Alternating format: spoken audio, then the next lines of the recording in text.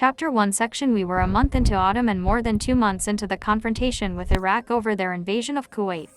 It was a fair day for a walk, and by late afternoon, unable to concentrate, I was out the door with fears of war and visions of my only son as a soldier, pursuing me. Oven.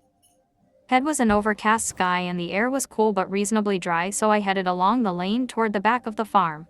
My cats, Jasmine and Gabriella, friends and companions for over 10 years, followed, meowing plaintively when I got too far ahead of them. I walked blindly, caught by the drama of what was happening in the midi-hast, my mind careening from one awful possibility to the next, until my dollar-eye Penny Kelly heart was pounding in a panic that we would all be swallowed in some stupid armed conflict because of Iraq's needy illusion that it didn't have enough gold, oil, prestige, power, whatever. On and on the ugly scenes built themselves until the sheer ridiculousness of their content shocked me back to the present moment. To keep the panic somewhere out on the edges of my mind, I dragged my eyes slowly and deliberately over the physical world around me, the world of grasses and grapes, of birds, breezes and rolling horizons. Gradually, the act of walking and the effort at mental self-discipline began to have some effect, a frag. All calm settled over me, and I began to enjoy the walk. Farther down the lane, I was passing the cornfield when thoughts of elves and nature spirits, or whatever the small folk were called, washed through my mind. I turned my attention elsewhere, judging elves and such to be imagination, but a few minutes later the curious thoughts returned. I had always thought that stories of elves were just that, stories. But provoked by the recent reading of a book that touched on the subject, and wanting to do something besides worry about war, I called out impulsively, first mentally, then aloud. Nothing happened and I felt silly, absurdly embarrassed in front of no one. Hurrying away from my own foolishness, I reached the hill at the corner of the back vineyard. I had just begun to climb with reaching steps and deep breaths, unaware of the slope or my thoughts, when a seemingly distant rush of voices in sing-song unison distracted me, brought me to full attention. May the road rise to meet ye. I was very surprised and stopped moving to listen closely. Nothing followed immediately except my own breath and a slow, defensive reaction. My imagination is playing tricks on me. That's just an old Irish poem. I've got some Irish in me and my mind is conjuring up voices of familiar things. I continued up the hill, trying to decide if I had really heard a chorus of voices or not, when it dawned on me that because of the hill, the road really did appear to be rising, lifting itself to meet my feet. The ground seemed more vibrantly alive with every move of my legs. Its touch offered more than just a spring to each step, it seemed to offer serenity and support. The small chorus interrupted again, "May the sun be ever at your back," and I was sure I had heard something this time. For no apparent reason, I recalled a time more than 10 years earlier when I had been driving across the Great Plains, headed for Arizona with the hope of creating a whole new life. Through the late afternoon I drove, until evening when the lowering sun came across those treeless fields so brilliantly that I had to stop the car because I simply could not see the road or where I was going at all. It was while I sat there waiting for the sun to go down that I knew intuitively that I was not going to stay in Arizona. Looking back, the significance of this brief and now distant moment seemed overwhelming. What a blessing it was to have the sun at one's back. How impossible things could become when you were so blinded by the pursuit of your personal visions that you were unable to see the path. The chorus of voices chanted on, but now my heart was beginning to race in excitement. I was sure I was not just imagining things. Concerned with the validity of the voices, I missed the words of a line or two, catching only their final "and may ye find peace within." Peace, I needed it. I reached the crest of the hill at the back of our farm and stood gazing over the countryside, wishing my house was up there instead of down by the road. My husband, Jim, and I had moved across the state and bought the 57-acre farm with its 2 small vineyards on Valentine's Day in 1987. For me it had been a home, a place to live, finally a place of our own. It had needed a lot of work, and my immersion in the remodeling of the ancient house and sagging barn, in the demands of 2 teens, and in efforts to revitalize my educational consulting business that had been pulled out by the roots when we moved, had been total. During the first few years, I ignored the vineyards. They were a mystery anyway. It had fallen to Jim, who was already overworked between his job as a construction manager at Ameritech and the renewal of house and barn, to figure out what the grapes needed and how to take care of them. Ernie, a neighbor from down the road, had visited us the first week we were here. Through introductions and a few cups of coffee we discovered that he had retired from making steel and building bridges to settle down and raise grapes here 40 years earlier. Ernie knew everything about grapes. There care, bugs, diseases, propagation, necessary equipment, and the timing of all the activities related to these. He quickly became Jim's private coach and mentor. Together they had worked hard to restore our vineyards after years of absentee ownership and minimum care. This year, however, Jim had been so consistently busy that vineyard work had gotten far behind and my help had been needed. I had learned to drive the tractor and to trim and shape new vines.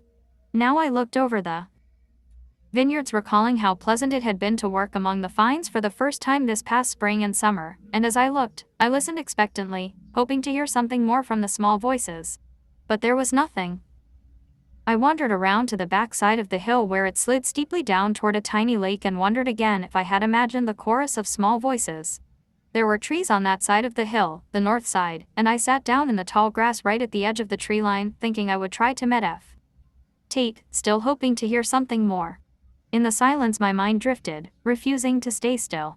The recent events in Kuwait lurched back into consciousness, and the fear of a war between the U.S. and Iraq left me shuddering when the chorus of voices returned, thoroughly startling me. How can ye people look at yourselves and ignore the reality ye are creating? It's as if your path toward war is some power dance that ye think will lead to economic gain and a higher standard of living. Ye are out of balance, and your standard of living is so close to a nightmare that we are sure ye must all be asleep. My mind split neatly along two lines, one a cool observer, the other in silent acknowledgement. For weeks, months even, I had been wondering if there were really such things as nature spirits or elves. Now here I was for the third time in the past half hour with a chorus of voices talking all around me, and I still had not volunteered a single response. One side of me questioned the other: were the voices real or not? And where were they coming from? The other side of me, deeply caught in my worry about armed conflict and wondering how the world had gotten into such a mess, hung in distracted, worried silence. The quiet remained unbroken in the minutes that passed, as if testing the reality of the voices. I waited to hear more, but when nothing else came, my mind drifted back to its worry about war and an imaginary future. It was filled with pictures of mothers like me sending their sons off to be maimed, of architecture and orchards mindlessly destroyed, of strange soldiers marching through my basil, and the possibility of nuclear weapons. Tears, huge and bitter, tinged with mascara, began to slide over my cheeks and fall freely into the small, brassy triangle formed by my crossed legs. Feeling angry with the whole world, I sobbed and cursed those who wanted war. I wished passionately for peace. In my mind I demanded it. At the same time I knew that there would be serious criticism for those who did not support the war. Some time later, tired and with burning eyes, I sat, empty and quiet. In the dusk the countryside looked soft and beautiful. The breeze moved lightly across my wet face, and I wished for peace all over the planet. As much as I wanted it, realistic consideration of the world made such wishes seem like futile fantasies. I found myself wondering if it would be possible to at least make our farm a wonderful, healing, safe and bountiful place to be. Off on the magic carpet of imagination I dreamed that it would never freeze here, that trees and flowers, plants, animals and people would live here and grow in perfect harmony, supporting and protecting one another. I pictured grapevines that produced hundreds of tons of grapes every year, herbs that replenished the soil, vegetables and fruits that cured sickness and disease, and humans that renewed themselves and their companions all over the earth until the forces that promoted war or worked against nature had been eliminated and the planet returned to an earlier, more pristine innocence. Cutting into my reverie, a small voice, then another, and yet another, began to clamor all around me, asking, "Why do you seek to control a specific balance in nature when it is far more important to find the nature of balance? One attempt is a closed operation and the other is open-ended. I don't know why we do what we do." I said half aloud, then sat there, realizing that I had finally answered the small voices. Only silence acknowledged me. The cats had long since gone back to the house, the sun was headed down and I started the walk home, tired and cold, wondering how the nature of balance was different from the ecological principles I had once learned in a college science class, which talked about finding a way to protect, restore and repair nature. Could we even begin to do such a thing? I considered the difficulties of telling people that we might be wiser to explore ecology and the idea of balance from a new perspective. Perhaps the nature of balance was some sort of higher law, but were there any practical higher laws, and how did one go about communicating such laws, especially when it was obvious that so many people in the world were not listening?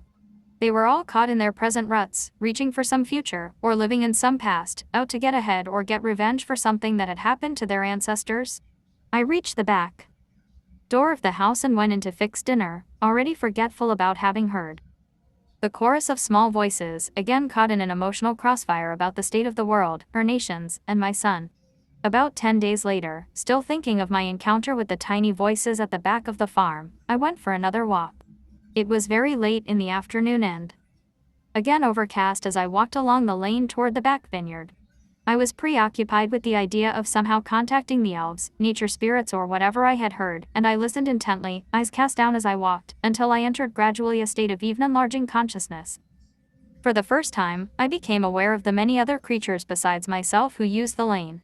There were deer prints that looked piquantly like broken hearts, rabbit prints in the sandy spots, and the small perfect hands of the raccoons.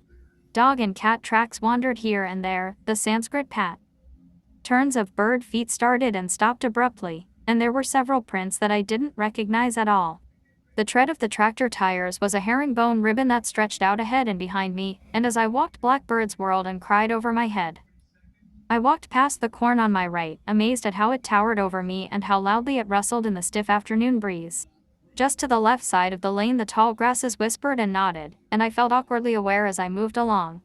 I was looking toward the ground but felt as if I was seeing in all directions until my eyes spied a large, flattened stone that appeared to have been recently pulled out of its resting spot and was kind of sitting up on its end in the middle of the lane. An enthusiastic voice rang out, cutting across my consciousness, "Look underneath it and you'll find the pot o' gold." Without an ounce of hesitation I stopped, picked it up expectantly, and found myself staring at the wet, muddy underside of a rock. I looked at the empty hole it had come out of. There was nothing in it. It took a few moments for the reality of the situation to register. I had actually expected a pot of gold. I felt ridiculous. Perhaps I was going overboard on the idea of elves. What was the matter with me? I thought about the old stories of elves and tried to remember what they had been about, but I had never really paid any attention. Maybe elves had nothing to do with pots of gold. In fact, it seemed like it was the rainbow that was connected to the legendary pot. Still, setting the rock back into the hole in a deliberately crooked position, I sent a loud challenge to any elves that might be listening or watching. If you really exist, straighten this rock and put it back in the hole so it fits perfectly by the next time I walk by. Then I stood up, brushing dirt from my hands and intending to continue walking toward the hill at the back of the farm. "Ah, come on now, ask for something we can do. That business with the rock isn't even challenging. The tractor or the truck could roll over it and push it back in the hole, and then how would you know who or what set it right? Ask for something interesting." It was the small chorus of voices complaining just like my teenagers. Surprised, pleased, and momentarily at a loss for word or thought, I continued slowly along the lane, first sifting through an assortment of requests, then struggling with full-blown doubt, then returning to search my mind for decent or worthy requests. Nothing would come to me except the story of Aladdin's lamp and his 3 wishes, which I at first ignored. Then, feeling suddenly bold and outrageous, I asked, "Could you give me 3 wishes?" Immediately the voices replied, "And what would your 3 wishes be?" "Let there be peace, joy, and health here." The words resounded through the air like the wind chimes hanging outside my office door. I paused and tried to think of 2 more wishes, but at that exact moment, nothing else seemed important. Caught by a gripping anxiety, I was struck dumb. Neither would my tongue move nor could I even think of anything else to wish for. A Friedman wish would have to be enough. When there was no response to the declared wish, I started walking again, past the back vineyard on my way up the hill, moving smoothly over the peak until I found myself in a shallow dip on the far north side of the hill, close to the tree line. I stopped and stood there, my back to the trees, feet slightly apart, hands behind me, as if I were waiting expectantly for someone or something to respond to my wish. I was only there a short time when a single voice right beside me said, "What were you doing?" Startled, I jumped, practically off the ground. Stammering and a bit awkward, I replied, "I am. Came to visit the elves. I'm not. Sure what to say or do. I just wondered if there's some way we can work together to make a better world." Actually, the thought hadn't even occurred to me until that very moment, but it seemed like a noble goal and a reasonable way to start a conversation. "What would you like us to do?" came the questioning response. I stood there for a moment, fumbling for an answer. I hadn't thought through this idea of contacting elves or nature spirits at all. I repeated my wish for peace, joy, and health here in this beautiful place. When there was no immediate response, I added, hoping it would catch their attention, that one also wanted this farm, this earth, the dirt itself, right in this very spot, to find the nature of balance. Then, in a rush of words unlocked from the speechlessness of only minutes before, I said that I wanted every square foot of this farm to have such a healthy effect on people that if someone got so much as half of their big toe over the property line, onto our land, the healing would begin. But as I tried to continue explaining what I wanted, I began to feel like I was asking for too much, and for things that were just not possible. I also felt foolish talking aloud and so fervently to someone or something I couldn't see. An idea came to me. Drawing on my experiments with telepathy, I sat down cross-legged at the edge of the woods, closed my eyes, and began to create intense mental pictures of the farm as I wanted it to be, with images of loving people, joy, peace, plenty, health, laughter, and abundance, each carrying the essence of something so sweet my whole being ached. I don't know how much time passed, but I was completely engrossed in the effort to communicate my wishes when my attention shifted back to where I was sitting. My eyes opened slightly and in some shock I gazed on another world. The hill appeared like a golden, glowing mountain with miniature fields and clearings and tiny paths that crisscrossed in many directions. There were tall weeds and short trees grouped around small thatched doors, and a soft, lingering OH rose unprompted from my middle to my lips. Everything glowed as if it were lighted from within, and I gazed at it for quite a long time. No matter in which direction I looked, I saw the golden, miniature world of the elves overlaid by a golden version of the reality I lived in. It was like nothing I had ever seen before. The golden glow remained unchanging, and after a time, I decided to start walking again, even though I knew the whole vision might disappear. Slowly, not wanting to disturb the experience, I got up gingerly and moved downhill. I could hear the small voices following me and somehow decided they really must be elves. Moving along the ends of the rows, I saw a few finds. That made me wish I had brought my trimming shears and twine, but it was too early for shears. It had to get really cold first, so all the sap dropped before any canes were trimmed from the fines. I didn't really know much about trimming anyway. I kept walking, thinking how much I had learned about grapes compared to 3 years ago, and yet how little I really knew. When we had first bought the farm and began to learn from Ernie how to take care of grapes, I had been horrified at the powerful chemicals we had to spray on the vines to keep weeds under control or fungus, disease, and pests at bay. Chemicals so potent we had to go in the house and close the windows and doors during spraying. When the actual spraying was done, we had not even been allowed to walk through the vineyards for a day or two. I had never seriously thought about doing anything different because I had never seriously thought about the vineyards, but now the idea of spraying poisons everywhere seemed ludicrous, crazy. I called out to the elves matter-of-factly, "What do we have to do to grow these grapes without having to spray chemicals everywhere? Can you help make them disease-resistant? Is it possible to get 8 to 10 tons per acre every year? Are you sure 8 to 10 tons per acre is all you want?" Came a voice that made it difficult to tell whether it was a joke or a serious question, one that hinted at more by suggesting that my vision of what was possible was too limited. Thinking of how often I had told my students that they were limiting themselves, I replied, "Well, how about 12? No, make that 14 tons per acre. Why not 20? Came the small voice, which was immediately followed by a host of others echoing, "Yeah, that's more like it. Make it 20. Let's go for 20. How about it? Yeah, 20 tons." By then I was overwhelmed with disbelief. It just wasn't possible. Ernie was the best grower we knew. He used the same kind of trimming method we used, the Niffen method, and consistently got 6 tons per acre in all sorts of weather and growing conditions. 8 was considered a bumper crop for Niffen trimming and almost unheard of in these parts. Most vineyards, like us, averaged less than 4 tons an acre, whether they use the Niffen method, the cordon system, or some other system for shaping fines along the trellis. Doing some rough verbal math, I said, "We have over 13 acres of grapes if you put both vineyards together. The most we've ever gotten in a single year is 77 tons total. That was in our first year and was proba not fly beginner's luck, along with the fact that the fines had been given marginal care until we came along. Our second year we got a mere 36 tons and the third year our crop was down to only 17 tons. This year we harvested about 34 tons. At this point our average is around 40 tons a year. 8 tons per acre would be more than a bumper crop for us and would give us 104 tons in all. I could believe in 100 tons of grapes. Would you go for 100 tons? There was much discussion and argument among them for a moment, and then they agreed. 100 tons it will be. You do your part and we'll do ours, they chorused. Okay, I said, snapping to attention, show me what is possible, tell me what I can do to help. Walk your land. Get to know it. Came their answer. I hesitated for a long, uncertain moment. In my mind this did not seem like it would be of much use, but after a moment I thought, oh well, I'm the student here. So aloud I said, okay, I will. Is there anything else I could do? Plant trees. They cried in unison. Trees. I said to myself. This seemed like a very odd prescription, but out loud I agreed amiably. Leaving the vineyard and heading west across the farm, I wondered what on earth planting trees would do for the grapes. I also wondered what Ernie would say if I told him we had some new mentors to help us with our vineyard production and that they were elves or we folk. He'd probably think we were unbalanced. I chuckled to myself. The small voices followed me around the corner of the woods and downhill to the pond, an enchanting, secluded spot surrounded by gigantic fir trees some previous owner had planted in 3 concentric circles. Hey, I called out, feeling somewhat rude at not knowing if the elves had names.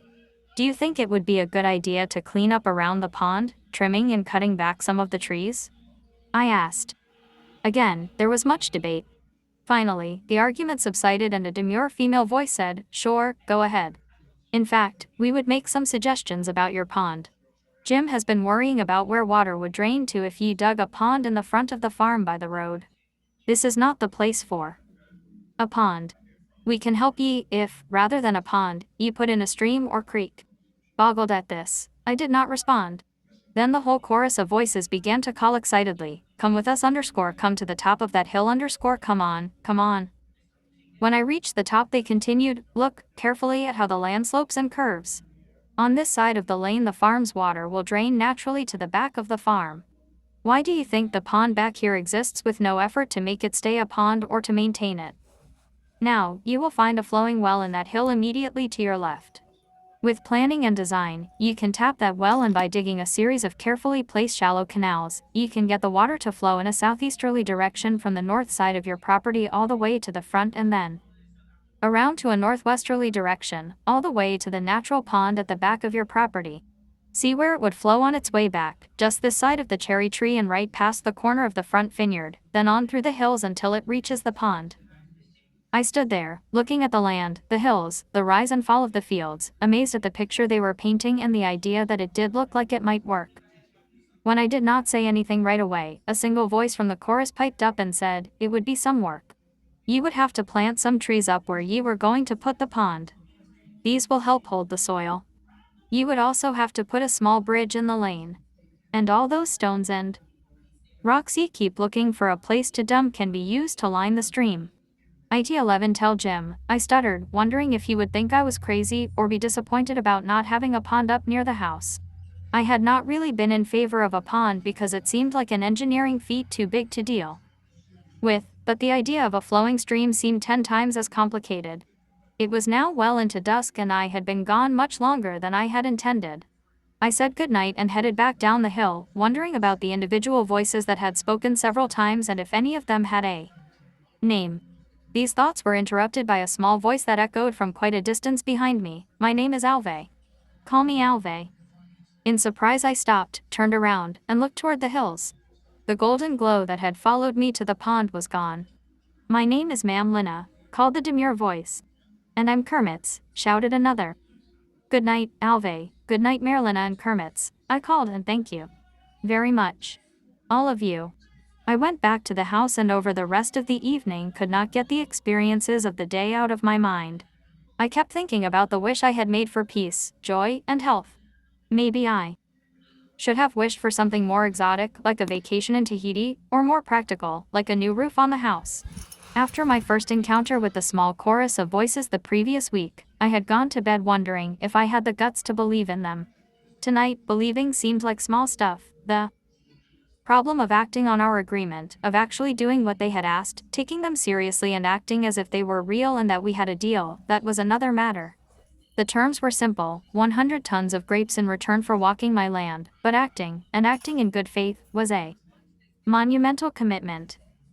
More than a month went by and not once did I think about going out to walk my land or get to know it.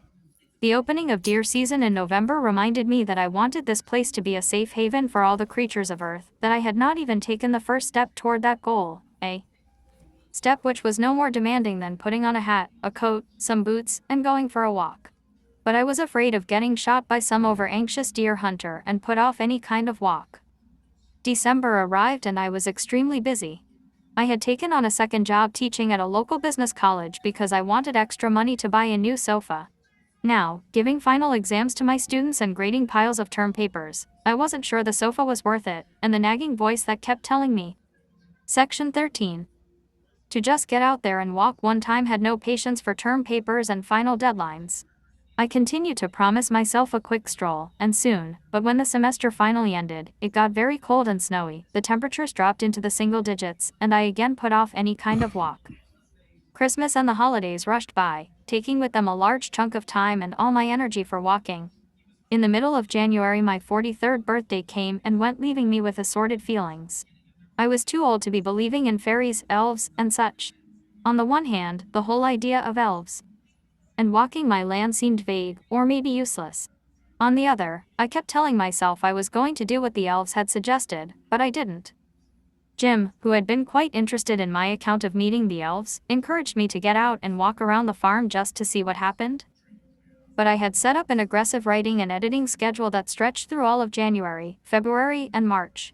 Definitely on the defense, I told him with considerable passion that every time I had a break from educational consulting or teaching and a chance to devote myself to writing, 20 other some things needed to be done besides writing. I wanted out of educational consulting. I wanted to write. This time I was not going to let myself be distracted. Still, I kept promising myself that I was going for a walk within a week, or as soon as I had written something significant, but neither happened, either the walk or the significant writing. In mid-February Juan, our grape trimmer, arrived. He trimmed vines for us every year and always did an excellent job. He began trimming in the front vineyard, and since Jim was gone more than he was home, I knew it was up to me to make sure Juan had everything he needed. It was the perfect reason to get out in the vineyard, but still I procrastinated. Suddenly spring was less than 3 weeks away. I had been sitting, typing, writing for weeks, those damp chilly days that settle in your bones in the last weeks of winter and leave you feeling like an old sponge that's dried into some unnaturally curled position. I needed a break, and I needed to at least make a show of walking my land, so I finally put on hat and coat and went for a walk. It was cold, wet, and overcast, but the snow had melted, except for a few shadowed patches. Once outside I wondered just exactly how one went about walking his or her land. Did I need to cover every square foot of the property? Probably not, but how much was enough, and did I need to follow a set pattern? How often? Was a special ritual necessary, or a general broadcast of my intention, some thing like "to whom it may concern, I am walking my land now"? First I worried that the elves might think I had forgotten all about them. Then it seemed quite possible that I had misunderstood the terms of our agreement, or that my entire encounter had been nothing but a figment. I walked along the lane, alternating between a jovial pride that I had finally gotten out to walk my land, and feeling dubious about the whole business. Finally, close to the spot I had first spotted the flattened rock out of position, I put out a call to ELVES. There was no response, and I didn't know what else to do, so I kept going, past the back vineyard and up the hill at the back of the farm. I walked until I got to the spot by the woods where I had been sitting when everything turned golden the previous autumn. Again I called to ELVES, or any of his group, but still nothing happened.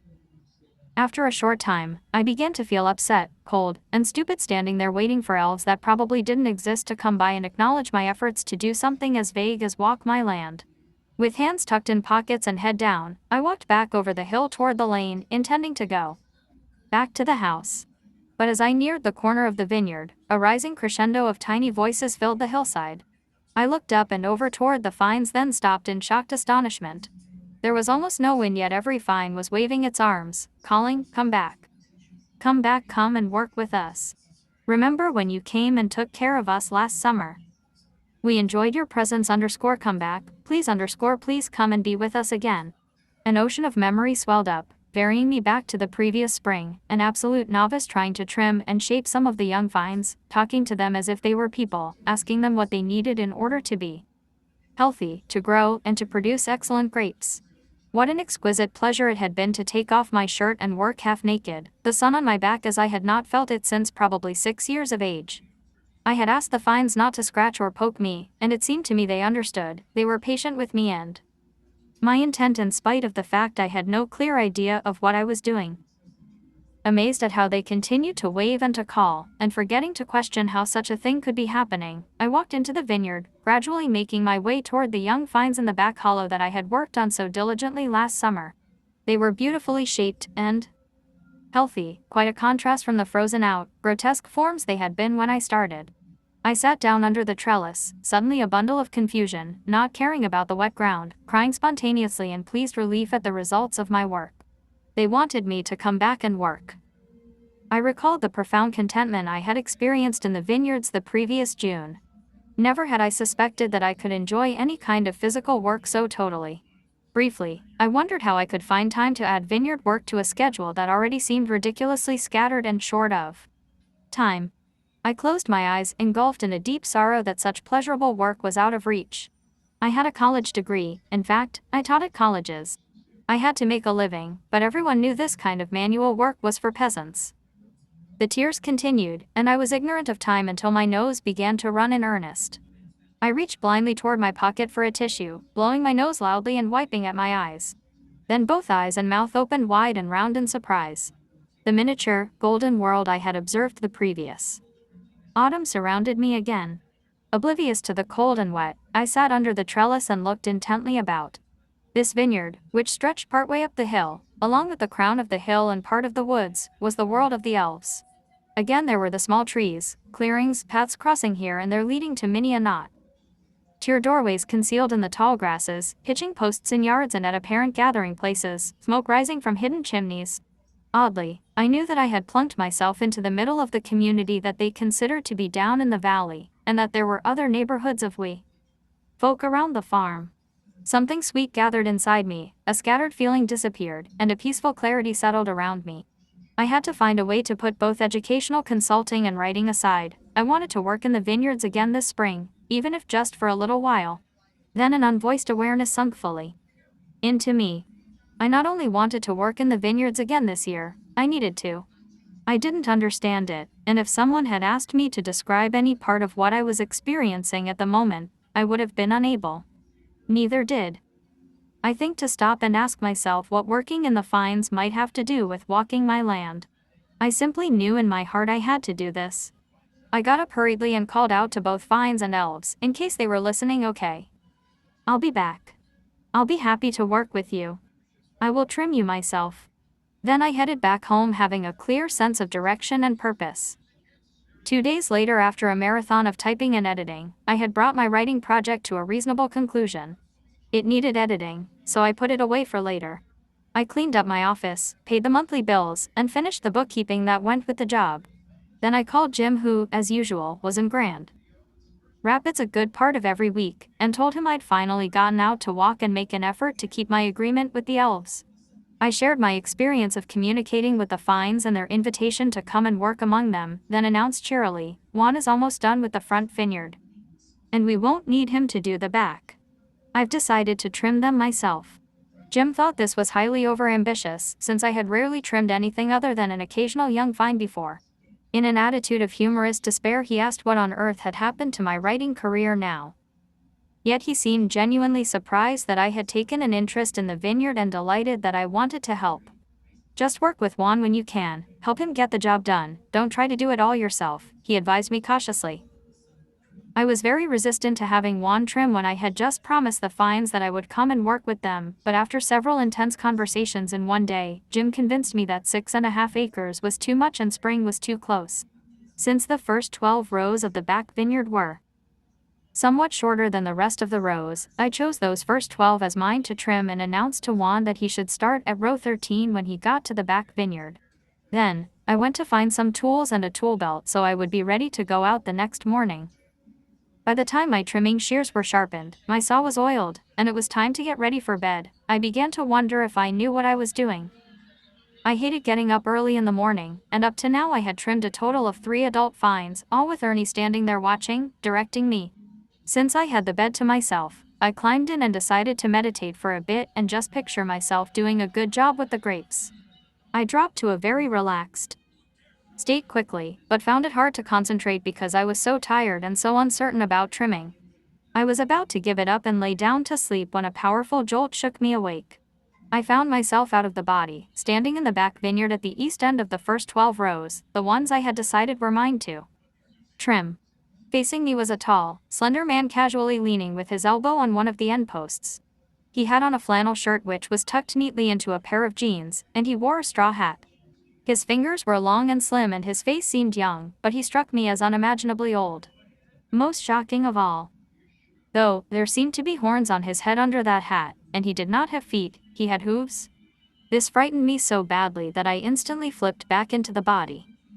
But I was only back in the bedroom a second when he seemed to draw me right back out to the vineyard again. We stood there. Hi. Who are you? I asked finally, feeling curious and shaking visibly from the shock. You can call me Harvey, he said with a chuckle. I heard you were going to work in your grapes and thought I might help you with your harvest.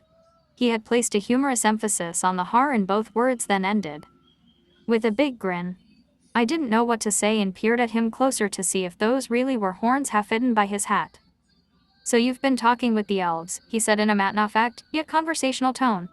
Yeah, I replied, feeling like I had been born without a tongue or the capacity for intelligent conversation. Are you going to start trimming tomorrow? He asked.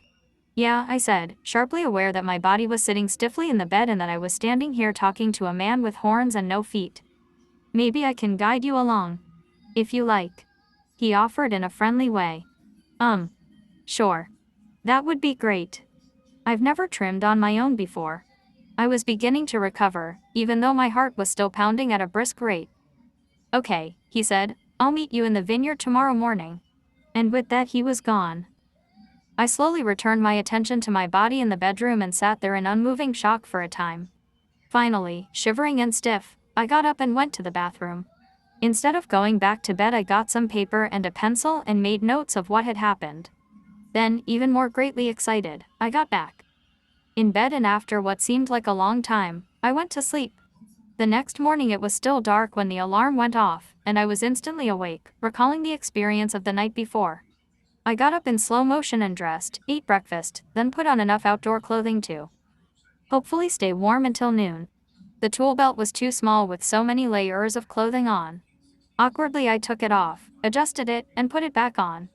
It still didn't fit. Off again, another adjustment, and back on. I felt like a swollen mummy strung with the tools that would assist my entry into the next world. There was the door. Don't think, I warned myself, and out I went into the frosty dawn, toward the back vineyard to trim grapes. It was not an easy walk. Doubt and argument raced through my head. What was I doing out here in the freezing morning, setting out to trim grapes when I had never done so before?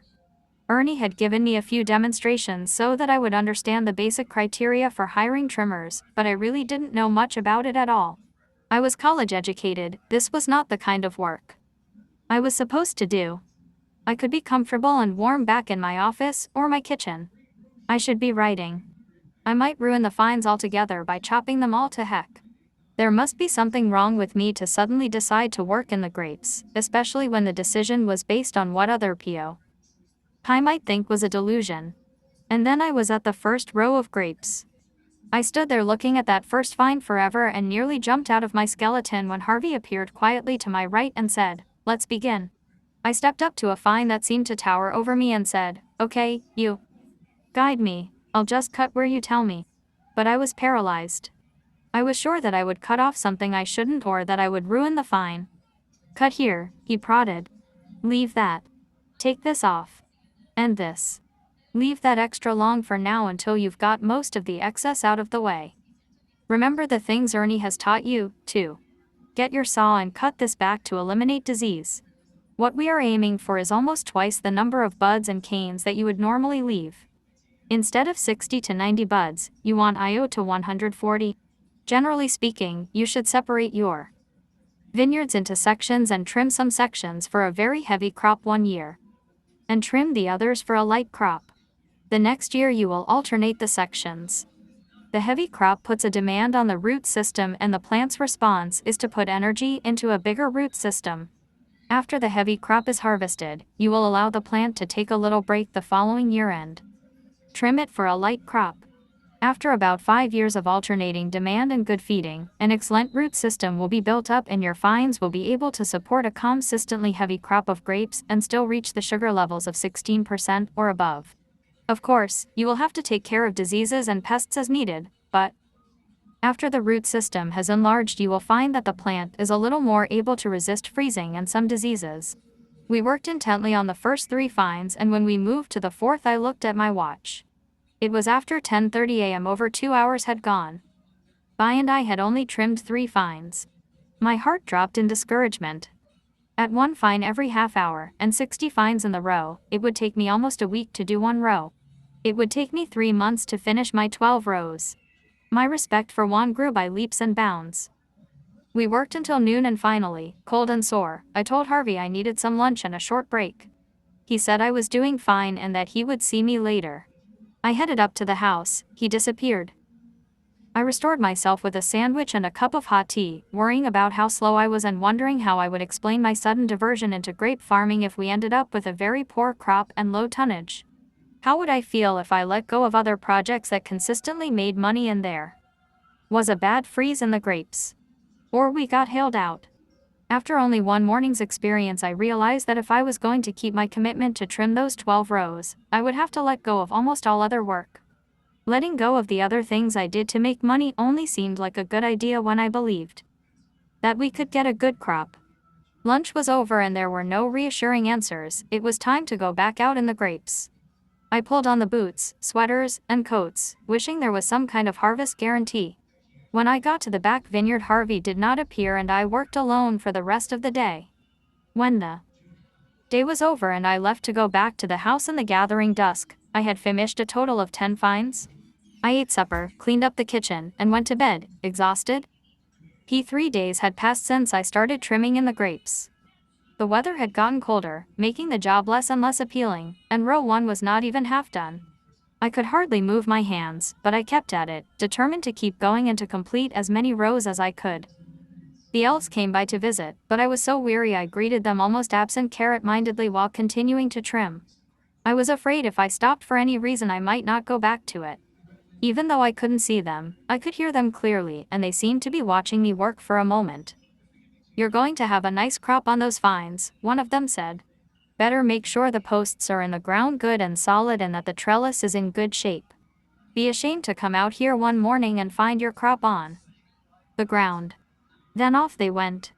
I told Jim about these comments and we decided to go to the time, effort, and expense of replacing the upper and lower wires in the front vineyard and the lower wire in the back vineyard. At the end of that first week I had finished trimming my first row of grapes. My hands were red and sore, my back ached constantly, my face was rough and chapped, and my hair was awful. I did not see Harvey after the first day, but Ernie heard that I had decided to trim my own grapes and stopped by once or twice to give me some pointers and cheer me on. I think he found it hard to believe that I was willing to go out in the vineyard and do manual labor. He expected me to give up at any minute. So did I, but somehow I kept going.